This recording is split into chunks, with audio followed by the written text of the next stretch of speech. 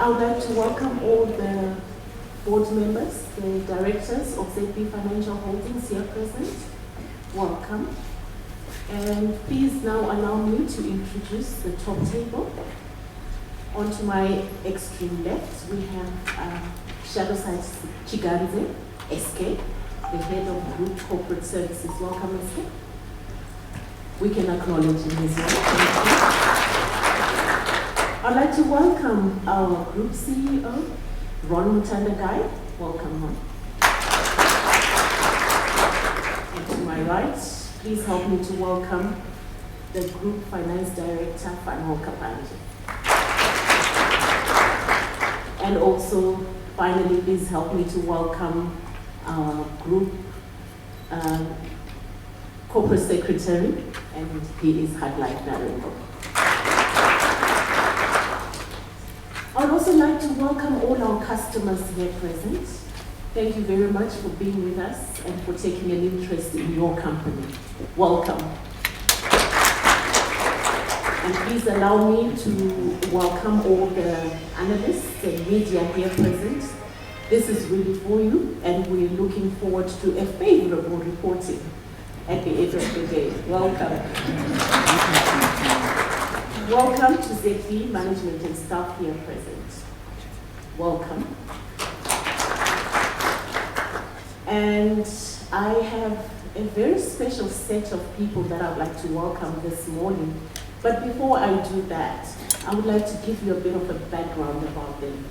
So beginning of this year, ZB went into a partnership with a group of young people who established a company called Imagination Africa. And these young people are passionate about the development of entrepreneurial skills in our children, school children particularly in Zimbabwe. And so they approached ZB, and ZB, as you may know or may not know, we control over 60% of all the banking, schools banking.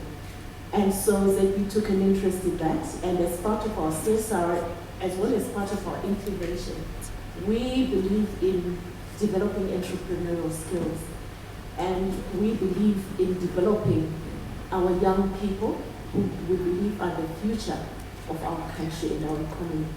And so we partnered Imagination Africa, and they held what they called business case competition. So the schools throughout Zimbabwe were given a business case to analyze, and they were supposed to present from that business case, set up a company and do presentations. So we did hold competitions in the 10 provinces, and we got a winner in all the provinces. We then had the finals, and out of the finals we had 3 winners. The third prize was taken by a school, Sikulile, which is in Matabeleland. The second prize was taken by Cholocho High School, which is also in the southern region. And the first prize was taken by Oreo Boys High. So today, we felt that it was important to invite the winners so that they can have a look and see what an analyst briefing is and what happens at an analyst briefing, and to meet all our executives and directors. So can you be upstanding, Church of Oreo Boys High? My bad, Oreo Boys High.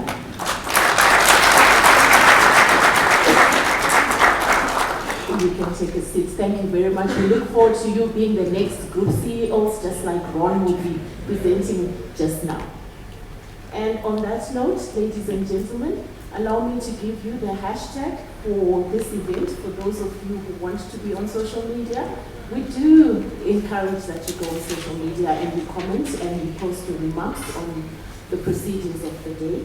And our hashtag today is ZB Half Year Results. So please do get going and get busy on our social media platforms.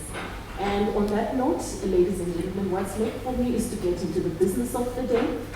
Allow me to call upon Ron Mutandagai to give us his address. Ron.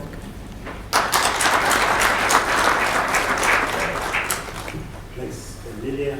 Good afternoon, ladies and gentlemen, and welcome once again. My task also is very simple, and it's just to present our performance for the half June 2019. I'll just start with a very quick business overview so that we just understand the context out which we're operating. Foreign currency supply has been a major issue, as we all are aware. We've experienced some erratic power supplies. I think as a result also of the foreign currency scenario. Fuel supply has also been affected. There has been an improvement in the current account, the fiscal deficits for the half year up to 30 June 2019. I think this is particularly important because we all have been complaining about the field deficits over the past few years, and I'm pleased that government is beginning to take a handle on those sorts of matters. Inflation still remains high. As of 30 June, it was 1.66. The ZSE has been performing well, and the outturn was 39.09% for the half year 30 June 2019. Our Zimbabwe dollar has been weakening against the US dollar since the introduction of the interbank market on the 22nd of February 2019. Broad money supply has also increased. M3 has grown by 57.5% year on year and measured as of May 2019. So that's the sort of background under which we operated. Survival for the group became key, and our strategy obviously had to take a leaf out of that because of the difficult operating environment that we're facing. Substantial liquidity buffer was maintained to deal with the fluctuations as a result of government's liquidity suppression measures. Our infrastructure projects regrettably were put on hold because the costs of completing those projects were skyrocketing, and some of the players were demanding US dollars, which capacity we did not have at that point in time. Our lines of credit continue to increase. Last time we reported, we had garnered $30 million US dollars. That has since increased to 40 million US. And utilization is unfortunately also being affected by the unfavorable environment. We've seen a significant upsurge in money transfer business, leveraging on our wide branch network and also on our ability to mobilize cash. Investment focus on property continued, where we were able to get landed property as a way of mitigating against holding monetary assets in a high inflationary environment. We're pleased to report that we now opened Cyprus Bureau de Change. For some of you that may have passed through the airport recently, the branch that used to be at the airport has now been converted to Bureau de Change. We've also opened a number of off-site Bureau de Changes, the prominent one being the one at Electro Sales in Pomona, and we are working on a number of other Bureau de Changes. If you remember, in our last analyst briefing, I did mention that the group will be going into this area.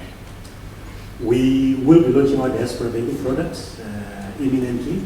We were ready a few weeks ago, and then came in SI 142, which prohibited certain charges in foreign currency. So that meant that we had to go back to the drawing board and try and recalibrate our product. We also working on the launch of our microfinance business unit. We think that we are now close to opening this entity. Our plans are this should be opened by the fourth quarter of this year. So those are some of the survival tactics that we took through as part of this inclement environment. Let me turn to the credit ratings. And ZB Bank is rated BB. ZB Building Society rated B-. ZB Reinsurance is rated A-. And these ratings now are being conducted on a 6-monthly basis. Previously, they used to be conducted on an annual basis. Turning on to our capitalization levels, the bank is obviously chasing the 100 billion. Capital is at 1 January 2010. As of 30 June, we were 10.5 million shy of the amount, and we think that we'll be able to trade up to the 100 million between now and 31 December 2019. ZB Building Society,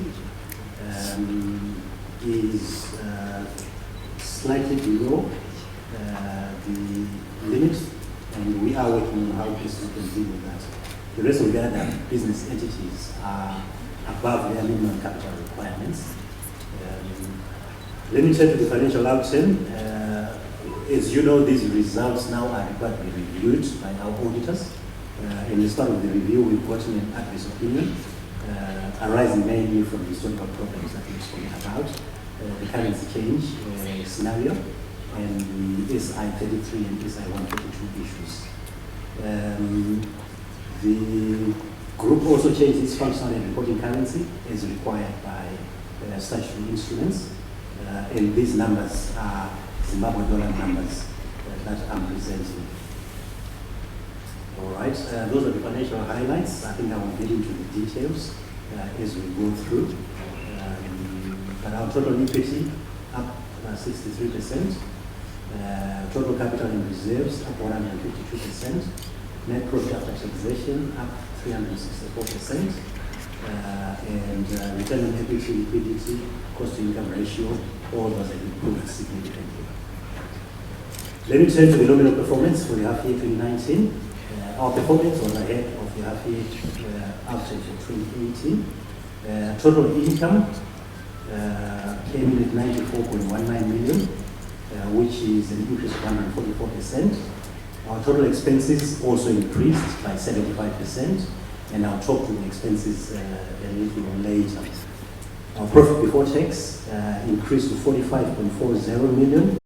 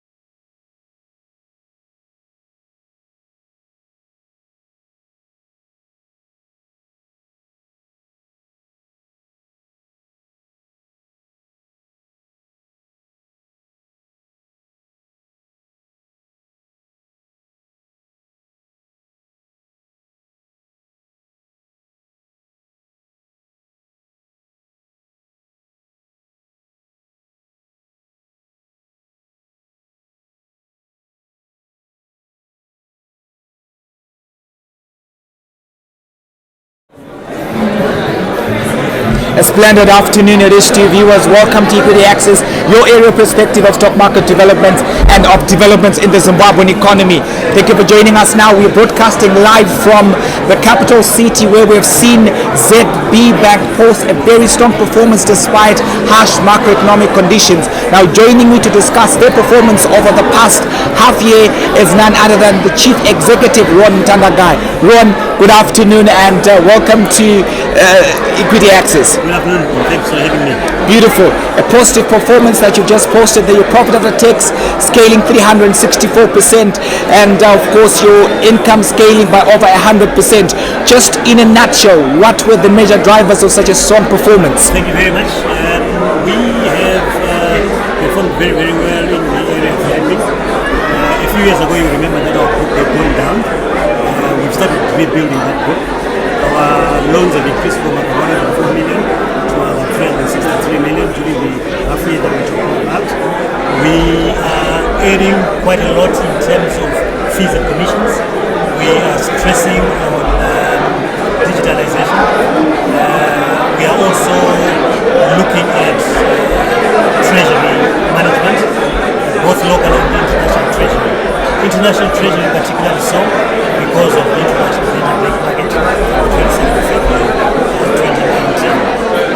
We are seeing a lot of opportunities in the Zimbabwean market, and as a local bank, the local financial services group will continue to look at those opportunities and exploit them. Interesting. Now, something positive that you can boast about going forward, your non-performing loans have decreased significantly by a good 144%. What strategies did you implement to achieve that? Our non-performing loans were very, very high in 2014, as high as 4%.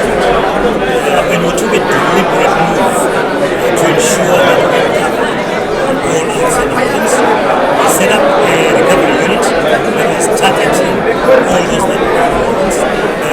So we've been going back to debtors, encouraging them to repay. Free of RIA and then of course WhatsApp banking. Would you want to just to shed more light where that is concerned, as well as what the strategy is with that particular initiative? Absolutely. We are going back into international business. We've been piloting Visa cards. We're at an advanced stage. We also speak to MasterCard. MasterCard would like to launch cards that can switch languages and switch. We're excited about that. We think that the Zimbabwean market can take prepaid cards very easily. And we are targeting those prepaid cards which allow you to log your card when you travel. You are able to use your card in a foreign country. We're also looking at affording services like DSTV.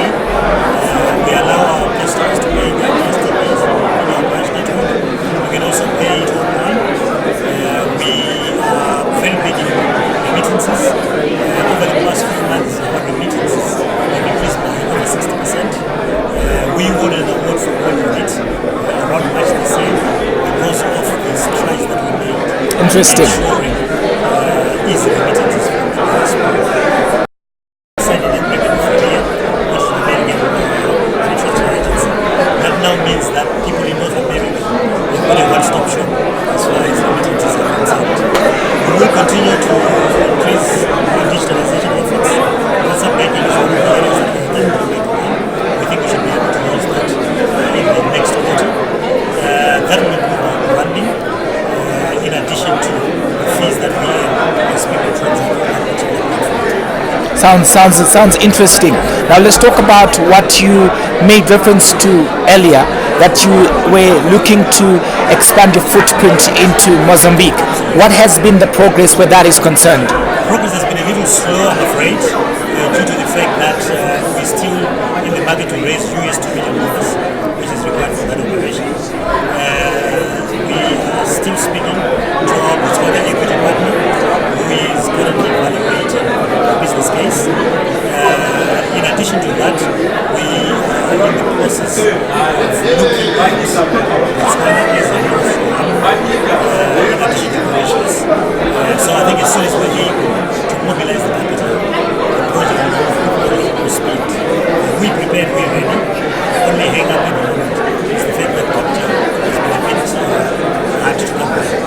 Beautiful. Well, thank you so much, Ron, and good luck with the ensuing financial season. Thank you very much. Fantastic, much appreciated. Well, thank you, viewers, for joining us. Well, of course, that has been quite an interesting performance, a positive one from ZB, despite a harsh macroeconomic setup. Thank you so much for joining us once again, and of course, good afternoon to you.